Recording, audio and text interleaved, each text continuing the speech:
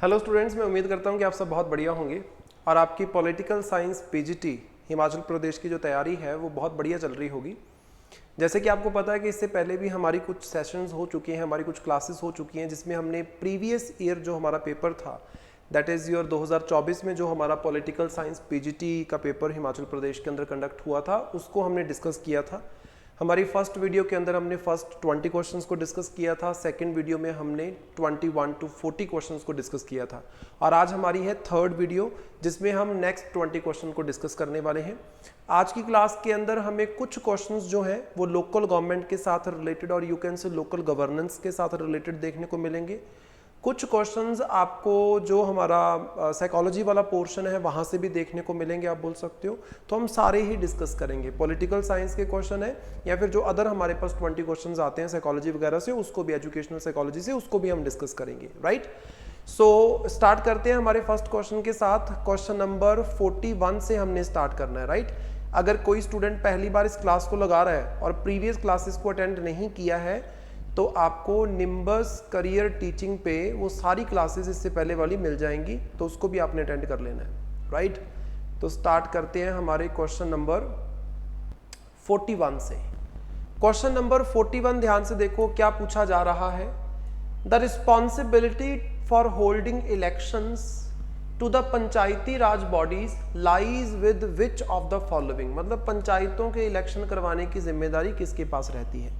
तो आपको पता है कि हमारे पास एक अमेंडमेंट आई थी 73rd कॉन्स्टिट्यूशनल अमेंडमेंट एक्ट जो कि 1992 के अंदर पास की गई थी, जिसको 24 अप्रैल 1993 के अंदर इम्प्लीमेंट किया गया। आपको ये भी पता है कि इस अमेंडमेंट ने हमारे पास कॉन्स्टिट्यूशन में एक पार्ट जोड़ा दैट इज पार्ट नंबर 9, और पार्ट नंबर 9 में आपको आर्टिकल 243 से 243 ओ जो है ये देखने को मिलते हैं। इसी में से एक आर्टिकल है आर्टिकल 243 के जो बात करता है कि पंचायती राज इंस्टीट्यूशन के जो इलेक्शंस हैं, चाहे 2 टायर हो 3 टायर हो, वो इलेक्शंस कौन करवाएगा, वो करवाएगा इलेक्शन कमीशन जो कि स्टेट वाला इलेक्शन कमीशन है। सो स्टेट इलेक्शन कमीशन उन इलेक्शंस को कंडक्ट करवाएगा। ये चीज आपने याद रखनी है, इंपॉर्टेंट है। फिर उसके बाद हमारे पास एक और पंचायती राज इंस्टीट्यूशन के रिलेटेड सवाल आ रहा है। Which of the following is not a mandatory constitutional provision for the states with regards to panchayats.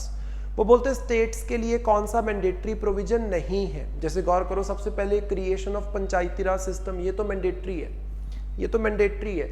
अगर आप आर्टिकल 243B पढ़ोगे तो वहां पे ये तो मैंडेटरी चीज है कि आपको क्रिएट करना पड़ेगा। हालांकि देयर आर सर्टन एक्सेप्शंस, जैसे हमारे पास कुछ स्टेट्स हैं, नागालैंड स्टेट होगी, है ना, या हमारे पास मणिपुर स्टेट होगी, या हमारे पास मिजोरम स्टेट होगी, या हमारे पास मेघालय स्टेट होगी, या हमारे पास वो दार्जिलिंग जो एरिया है, दार्जिलिंग जो कि वेस्ट बंगाल में पड़ता है, ये एरियाज सब एक्सेप्शन में आते हैं। मतलब यहाँ पे पंचायती राज प्रोविजंस को इंप्लीमेंट करना जरूरी नहीं है, और ये बात आर्टिकल 243M के अंदर मेंशन की गई है। अदरवाइज तो देखो मैंडेटरी है क्रिएशन। फिर 3 टायर स्ट्रक्चर, 3 टायर स्ट्रक्चर की अगर हम बात करें तो आर्टिकल 243 ही इसकी बात करता है कि भाई अगर किसी स्टेट के अंदर 20 लाख से ज्यादा पॉपुलेशन है तो सरकार वहां पे 3 टायर स्ट्रक्चर बनाएगी, और अगर 20 लाख से कम पॉपुलेशन है तो 2 टायर स्ट्रक्चर आपको देखने को मिलेगा, ये भी मैंडेटरी है। फिर आपको पता है आर्टिकल 243D के अंदर हम बात करते हैं रिजर्वेशन की, वो भी मैंडेटरी है। तो फिर मैंडेटरी क्या नहीं है, मैंडेटरी नहीं है granting of financial support, it is not a mandatory provision, it is a optional provision. मतलब अगर स्टेट सरकार चाहे तो वो कर सकती है, ना करना चाहे तो ना करे, आप बोल सकते हो। That is in the hands of state legislature कि उनको कितनी फाइनेंशियल सपोर्ट प्रोवाइड करनी है, कुछ मैंडेटरी नहीं है, आप बोल सकते हो। फिर उसके बाद एक और हमारे पास पंचायती राज इंस्टीट्यूशन लोकल गवर्नेंस के ऊपर सवाल है।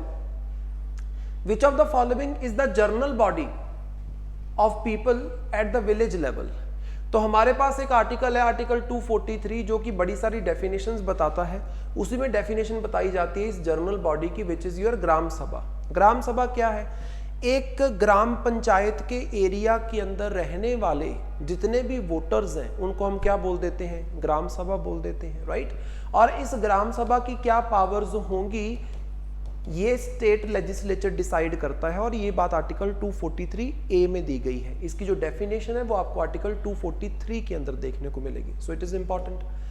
फिर उसके बाद हमारे पास सवाल है which of the following is not included under 12th schedule of the Indian constitution. आपको पता है 12th शेड्यूल जो है it is related to urban local bodies के कुछ 18 फंक्शंस, कुछ 18 फंक्शनल आइटम्स 12th शेड्यूल में लिखी गई हैं जो कि 74th अमेंडमेंट 1992 के तहत ऐड की गए थे। अब इन 18 फंक्शंस में क्या नहीं है for urban local bodies? Urban poverty alleviation तो बिल्कुल है, फायर सर्विसेज भी होंगी, स्लम इंप्रूवमेंट भी होगी। क्या नहीं है? Higher education is not part of these 18 functional items. Higher education उसमें कवर नहीं होता है, तो ये आपने याद रखना है। फिर उसके बाद हमारे पास आ गया अगेन अर्बन लोकल बॉडीज मतलब अर्बन गवर्नेंस के ऊपर सवाल है। Who of the following is the chief executive of municipal corporation? Chief executive of municipal corporation की अगर हम बात करते हैं तो गौर करो, म्यूनिसिपल कॉरपोरेशन में आपको दो तरह के हेड देखने को मिलेंगे।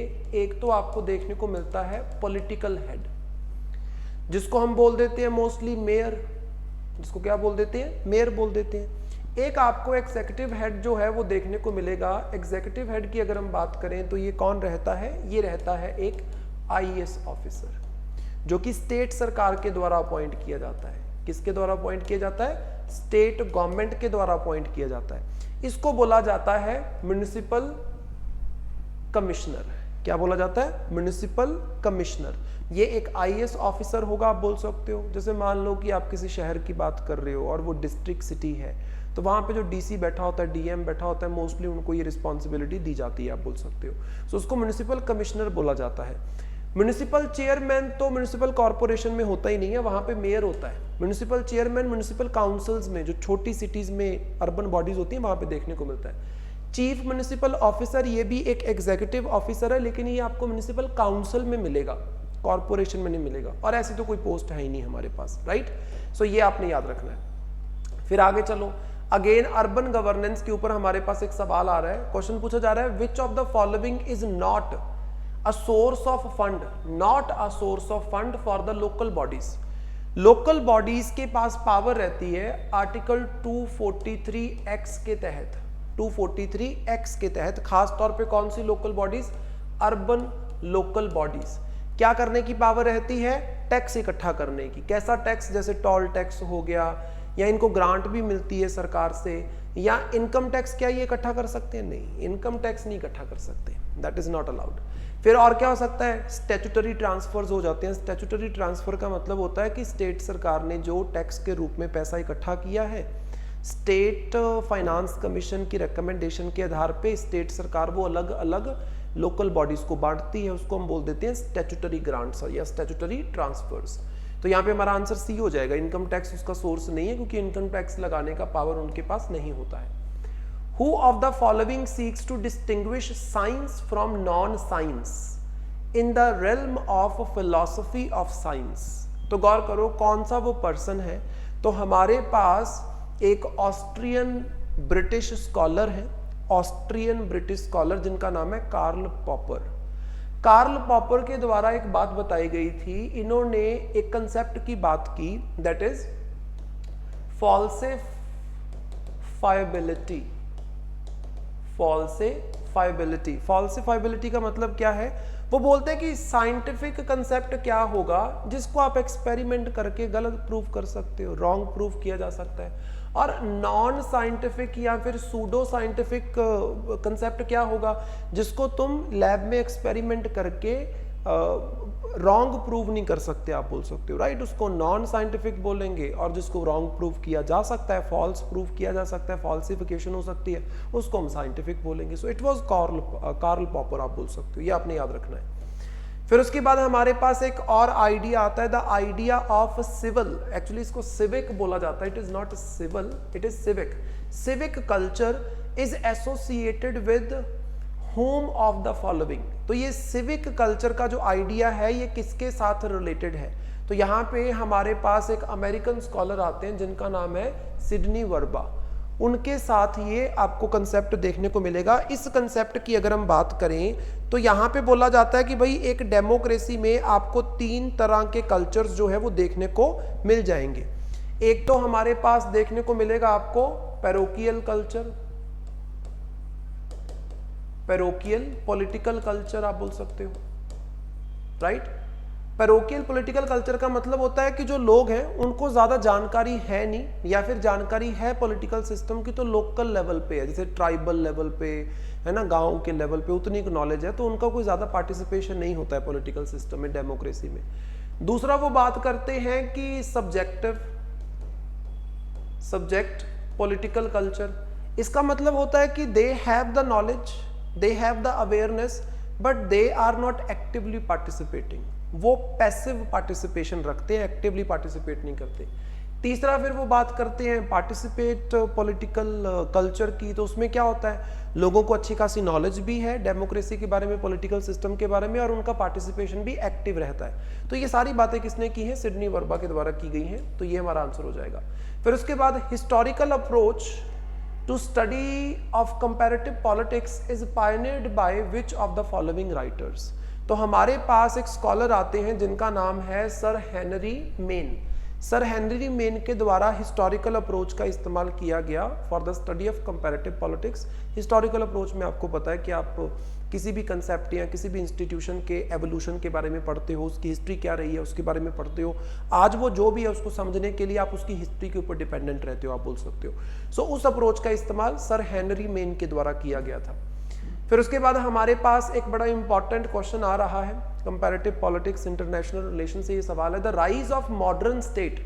मॉडर्न स्टेट मतलब इंटरनेशनल रिलेशंस में जो मॉडर्न स्टेट्स की हम बात करते हैं, in international relation is traced to which of the following events. वो बोलते हैं कौन से इवेंट के बाद आज की जो मॉडर्न स्टेट्स हैं इंटरनेशनल पॉलिटिक्स में वो आपको देखने को मिली। So that was the treaty of Westphalia. Treaty of Westphalia की अगर हम बात करें तो Westphalia is a region in Germany, present is Germany. 1648 के अंदर यहाँ पे ये ट्रीटी साइन की गई थी। इस ट्रीटी के साइन होने के बाद अगर तुम देखोगे, एक तो लंबी वॉर चल रही थी रोमन एम्पायर के अंदर, जो आपके कैथोलिक लोग थे और जो प्रोटेस्टेंट्स थे वो आपस में लड़ रहे थे, उसको हम 30 ईयर्स वॉर बोलते हैं। मतलब यहीं से इसी रिलीजियस कॉन्फ्लिक्ट से वो वॉर स्टार्ट हुई थी। देन उसमें कुछ पॉलिटिकल एलिमेंट्स भी आपको देखने को मिले, एक तो वो खत्म होती है।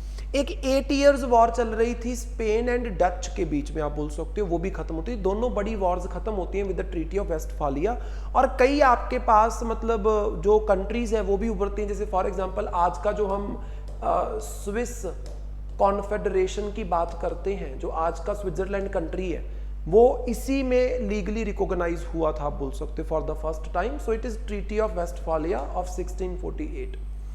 फिर उसके बाद हमारे पास कुछ आपके एजुकेशन वाले से आ जाते हैं ना, पेडागोजी बोल सकते हो, एजुकेशनल फिलॉसफी बोल सकते हो, साइकोलॉजी बोल सकते हो, चाइल्ड साइकोलॉजी बोल लो, वहां से जो सवाल आ रहे हैं। विच of the following is an example of theme based curriculum.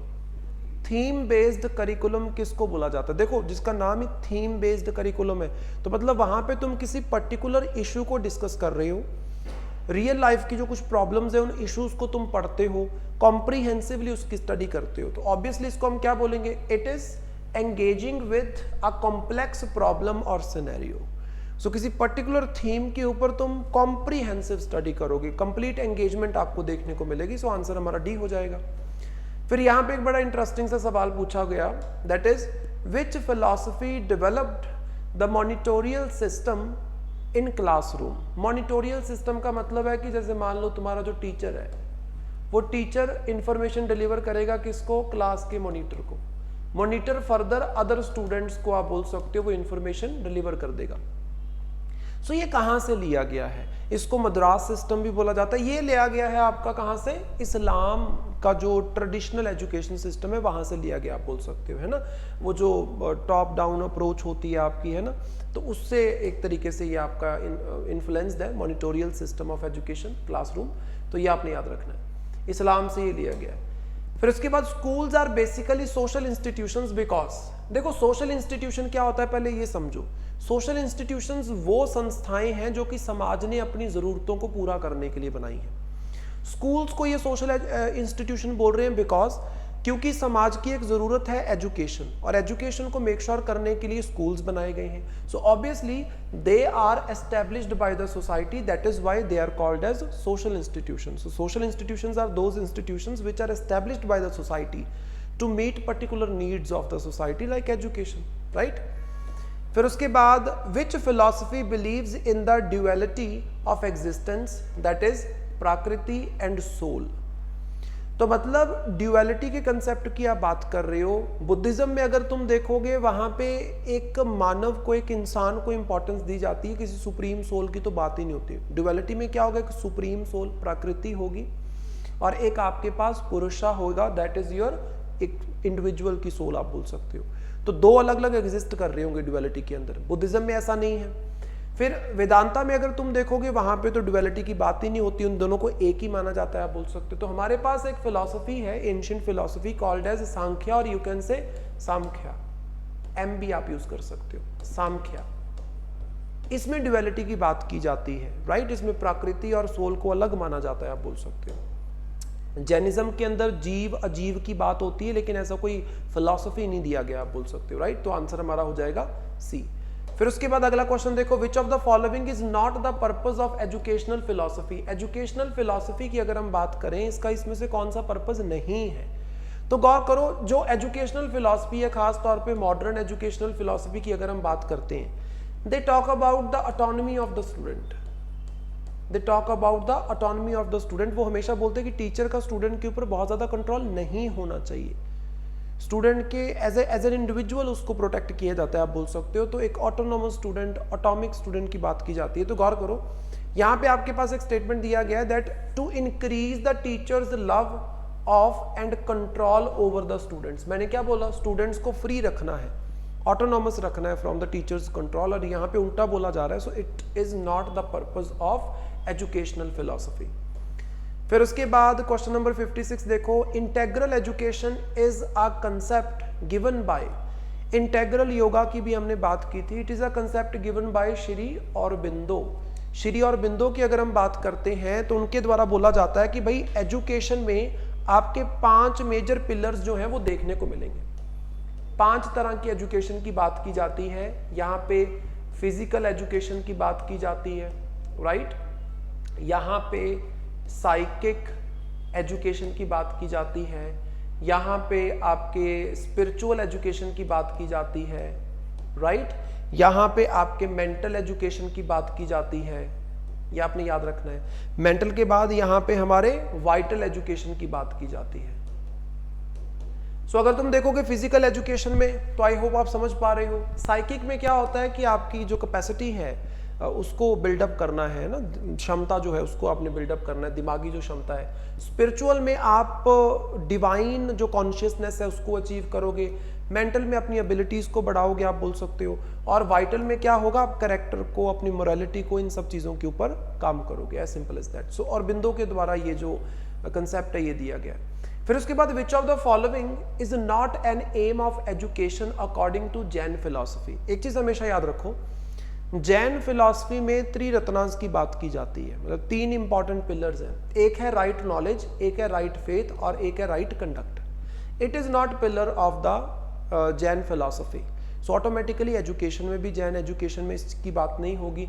So right determination is not there. तो यहाँ पे सिर्फ आपको right knowledge, that is samyak gyan, samyak Darshan and साम्यक चरित्र, सिर्फ ये देखने को मिलेगा। साम्यक संकल्प जो है वो आपको देखने को नहीं मिलेगा। सो ये हमारा आंसर हो जाएगा। फिर उसके बाद रैम की बात कर रहे हैं, रैंडम एक्सेस मेमोरी की बात कर रहे हैं कि it is placed on hard disk, extension board, USB या मदरबोर्ड। आई होप आपको पता होगा, it is placed on the motherboard. So motherboard हमारा यहाँ पे आंसर हो जाएगा। फिर उसके बाद एक ये सवाल पूछा गया है, which of the following statements are correct. NKN stands for New Knowledge Network. It is not a new knowledge network, it is a national knowledge network. It is national knowledge network. फिर वो बोल रहे हैं MOOC are the offline classes. No, they are not the offline classes, they are the online classes आप बोल सकते हो, जो ऑनलाइन मटेरियल अवेलेबल है। फिर national super computing mission is a government of India's initiative, बिल्कुल सही है। फिर clock rate of CPU is measured by gigabytes, नहीं, ये हर्ट्ज में आपका मेजर किया जाता है। हर्ट्ज में किया जाता है या फिर गीगा हर्ट्ज में किया जाता है, गीगा बाइट्स में नहीं किया जाता, आप बोल सकते हो। तो ये गलत हो जाएगा, ये भी गलत हो गया, ये भी गलत हो गया, ये वाला सही है। फिर उसके बाद Param Shiv is a super computer, yes, तो मतलब सी और ई ये दोनों हमारे करेक्ट हैं, तो आंसर हमारा हो जाएगा ए, दैट इज सी एंड ई, ये आपने याद रखना है। फिर उसके बाद लास्ट क्वेश्चन हमारे पास आ रहा है आज की हमारी क्लास का, that is question number 60। This is question number 60, question number 60। इसको देखो जरा क्या बोल रहे हैं। Rational choice theory is given by Sigmund fraud, या फिर आपके पास एडवर्ड फ्रीमैन है, या एडम स्मिथ है, या फिर आपके पास डैनियल गोलमैन है। तो यहाँ पे जो थ्योरी है ये दी गई है आपके इकोनॉमिक्स के फादर एडम स्मिथ के द्वारा। उनका ये मानना था कि एक जो इंडिविजुअल है वो बहुत ही रैशनल तरीके से सोच विचार करता है कि वो जो खर्चा कर रहा है और उसके जो बेनिफिट्स हैं उसको कितने खोने वाले हैं। इसी को हम बोल देते हैं रैशनल चॉइस थ्योरी। तो मतलब वो अपनी चॉइस सोच समझ के वो देखता है। सो it was given by Adam Smith, ये चीज़ आपने याद रखनी है। सो ये थे आज के हमारे जो क्वेश्चंस जो कि हमने political science, Himachal Pradesh political science PGT के डिस्कस किए 2024 में जो हमारा एग्जाम हुआ था। अगली क्लास में हम क्वेश्चन नंबर 61 से लेके 80 तक डिस्कस करेंगे। फिर हमारी लास्ट क्लास में हम 81 से 100 तक डिस्कस करेंगे। सो मैंने पॉलिटिकल साइंस के क्वेश्चन जो थे वो भी आपके साथ डिस्कस कर लिए। जो हमारे पास अदर एजुकेशनल के जो क्वेश्चंस आते हैं, पेडागोजी वगैरह के क्वेश्चंस आते हैं, वो भी हमने यहाँ पे डिस्कस कर लिए हैं। राइट, पूरा कंप्लीट पेपर हम डिस्कस करने वाले हैं। So thank you so much. बाकी मिलते हैं अगली क्लास के अंदर, तब तक के लिए अलविदा and best wishes for your preparation.